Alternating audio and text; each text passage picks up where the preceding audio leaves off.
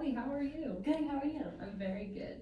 Do you want to just start by telling me a little bit about how your your mindful stretching went this week? Sure, yeah, so I didn't reach my goal of 10 minutes per day, but I was double the time from last week, and I think since we discussed like incorporating it into, just little moments throughout the day instead of like one 10-minute bout, I was doing a ton of little bouts of the mindful stretching and just actively thinking about when I needed to stretch or having that flexibility of like, why am I doing this and why is this like beneficial for me? So actually this week even though I haven't had the most minutes out of all of the weeks, I found it the most beneficial because I'm actually learning like, oh, I'm using this as a coping strategy. I'm actively being aware of like when the stretching is helpful for me. Like there was times where I could take study breaks and I would go on my phone, but I was like, oh, I shouldn't be on my phone. I should maybe do some mindful stretching. And I started to pair it with times where I'm really stressed or anxious. And I'm like, oh, maybe, actively releasing the tension in my muscles will help me. So I've been accumulating it more. And I think going into next week, I'll be even better because now I have the mindset of, oh, when I'm stressed, I like need to release the tension. So do some stretching. And then I just had in mind how you were like, is there anything I can do to help you? In my head I was thinking like, I want to make my coach proud. That's awesome. But I think I think it's really unique that you recognize that you are like taking a little stress or like study break. We totally go on our phones, and that's something that's mindless in itself, right? Yeah. So you're switching that up and doing your stretching, which is mindful in itself. So I think that's a really cool thing to recognize.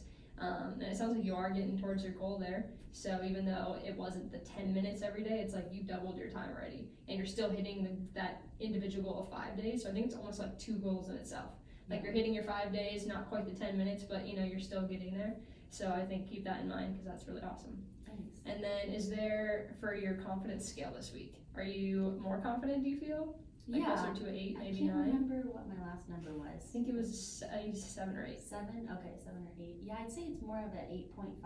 Okay. 8.75 to 9. Yeah, I'm feeling pretty confident in like why I'm doing it. So I'm more like intrinsically motivated to, make myself feel better in these situations instead of just thinking like, oh, I have to do this like 10-minute stretching thing each day. It's more like if I can incorporate it throughout the day for when it's beneficial for me and like how it's meaningful for me, then I'm more likely to do it. So I am pretty confident going into this next week that maybe I can get the most amount of minutes since I've already increased my frequency of when I'm doing it, because I've realized that, oh, even just a small minute here and there throughout the day, even on campus, like at school between classes, that can accumulate to the main goal of the time, even though I haven't reached that yet. Okay.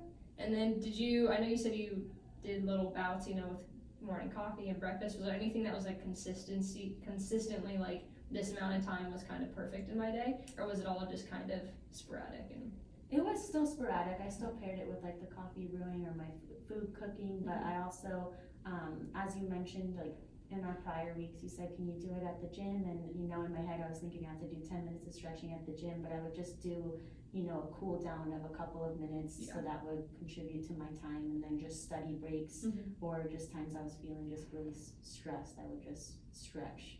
So I found that helpful. Okay, I think that's awesome. So yeah, you got kind of the morning thing, a little bit with the gym, study breaks, and that'll all kind of add up to closer to those 10 minutes. Yeah. And then is there anything working towards this goal next week that are you just wanting to get kind of closer to that 10 minutes a day? Is that the main goal? Yeah. Okay. I think that'll be a really good start. So just to kind of clarify and recap what you gave me here. So you had almost double the minutes, which is amazing for this week. You did reach all 5 days.